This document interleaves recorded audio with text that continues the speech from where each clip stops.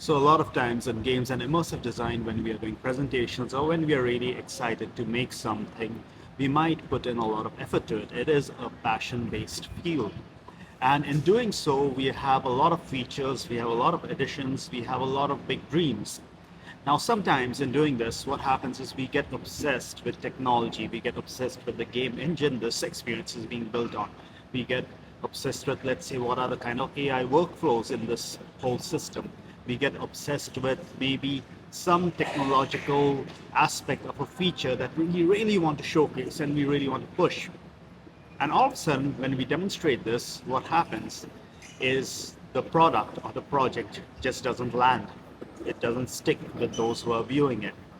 And this happens a lot of times because what we end up doing is in our enthusiasm, we end up presenting a technical demo instead of something that feels more product-like or which is centered around design, around a larger story that you want to tell. This happens a lot, especially with junior or let's say mid-layer teams where they get very excited about a piece of technology and they might present it to multiple stakeholders, they might present it to many audiences, and they might even think that they are actually making an amazing presentation.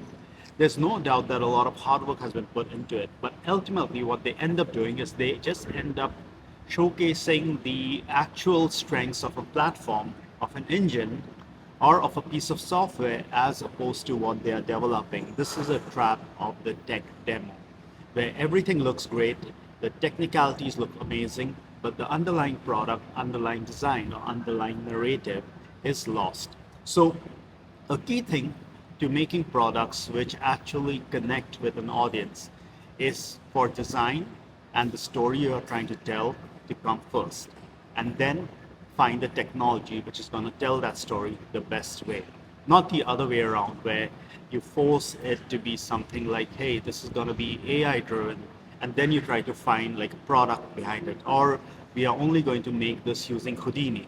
Well, that benefits Houdini, but how does that tie into what you're trying to create?